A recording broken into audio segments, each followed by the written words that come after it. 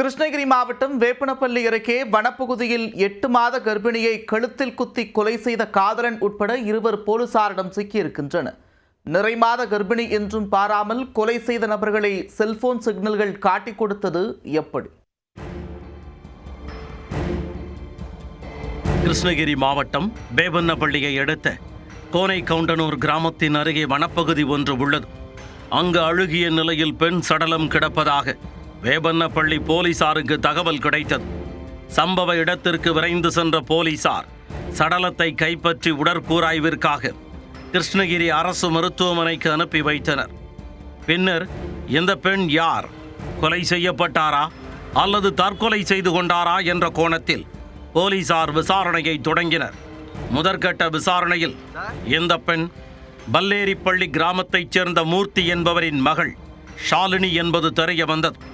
கடந்த 19ஆம் தேதி சம்பவ இடத்தில் ஷாலினி இருந்தபோது அவரது செல்போன் சிக்னலை வைத்து போலீசார் ஆய்வு செய்தனர்.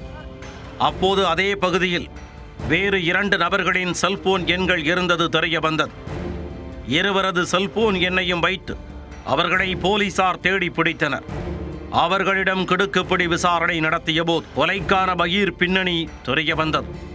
ஷாலினிக்கும் தாசிரிப்பள்ளி கிராமத்தைச் சேர்ந்த மதியழகன் என்பவருக்கும் கடந்த 5 ஆண்டுகளுக்கு முன்பு திருமணம் நடைபெற்றுள்ளது. பின்னர் ஷாலினிக்கு கணவருடன் கருத்து வேறுபாடு ஏற்பட்ட நிலையில் அவரை பிரிந்தார். அதன் பின்னர் முன்னாள் காதலன் ஆஞ்சி என்பவரை திருமணம் செய்து கொண்டு அதே கிராமத்தில் வாழ்ந்து வந்துள்ளார். இவர்களுக்கு 2 வயதில் ஒரு பெண் குழந்தை உள்ளது. இந்த நிலையில் அதே கிராமத்தைச் சேர்ந்த மேகநாதன் என்பவருடன் ஷாலினிக்கு திருமணத்தை மீறிய உறவு ஏற்பட்டுள்ளது. இதனால் 2வது கணவருக்கு தெரியாமல் 3வது நபருடன் உறவில் இருந்து வந்துள்ளார் ஷாலினி. இந்நிலையில் ஷாலினி தற்பொழுது 8 மாத கர்ப்பிணியாக இருந்துள்ளார். கள்ளக்காதலன் மேகநாதன் தான் கர்ப்பத்திற்கு காரணம் என கூறி, நீ என்னை திருமணம் செய்து கொள், இருவரும் வேறு ஒரு ஊருக்கு சென்று விடலாம் என மேகநாதனை ஷாலினி வற்புறுத்தி உள்ளார்.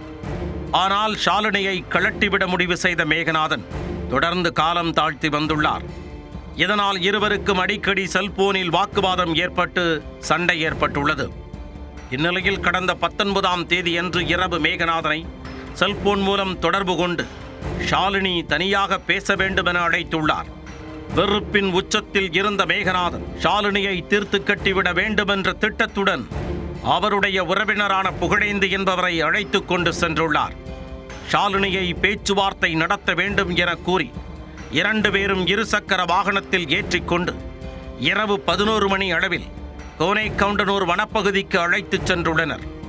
மூவரும் காட்டிற்குள்ளே பேசிக் கொண்டிருந்த போது திட்டமிட்டபடி மேகநாதன் தான் மறைத்து எடுத்து வந்திருந்த கத்தியை எடுத்து ஷாலினியின் கழுத்திலேயே குத்தி இருக்கிறார். இதனால் துடிதுடித்து கீழே விழுந்த ஷாலினியை 8 மாத நிறைமாத கர்ப்பிணி என்றும் பாராமல் அவரது துப்பட்டாவால் கழுத்தை இறுக்கி மரத்தில் கட்டி தூக்கிலிட்டுள்ளனர். பின்னர் எதுவும் தெரியாதது போல் அங்கிருந்து தப்பிச் சென்றுள்ளனர். பின்னர் ஷாலினியை காணவில்லை என அவருடைய 2வது கணவர் ஆஞ்சி தேடி வந்தது விசாரணையில் தெரிய வந்தது. இதையடுத்து மேகநாதன் புகழேந்தி ஆகிய இருவரையும் கைது செய்த போலீசார் அவர்கள் மீது வழக்கு பதிந்து நீதிமன்றத்தில் ஆஜர்படுத்தி சிறையில் அடைத்தனர். நிறைமாத கர்ப்பிணி என்றும் பாராமல் இளம்பெண்ணை கொலை செய்த சம்பவம் அப்பகுதியில் பெரும் அதிர்ச்சியையும் சோகத்தையும் ஏற்படுத்தி உள்ளது.